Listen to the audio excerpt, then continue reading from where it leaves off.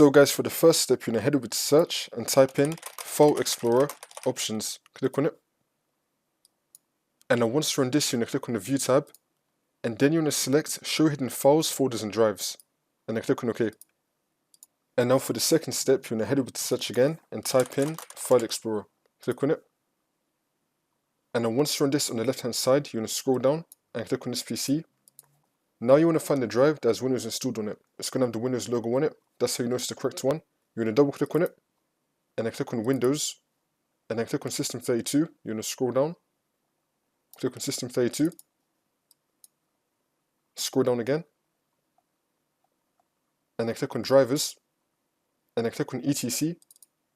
Now we have host right here. You want to right click on it and then click on Copy.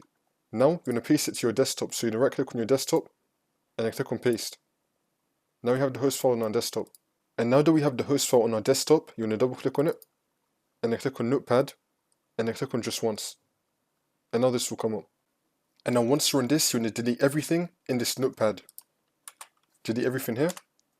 And now you want to copy and paste the text that will be down below in the description, which is going to be this right here. Make sure that you copy and paste all of this. It's going to be starting with copyright and then ending with localhost. Copy all of this and nothing else.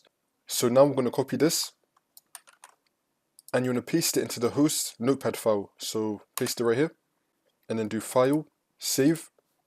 And now you want to drag the host file on your desktop into the etc folder. Click on Replace. Continue. Now you just want to restart your computer and then you should be good to go.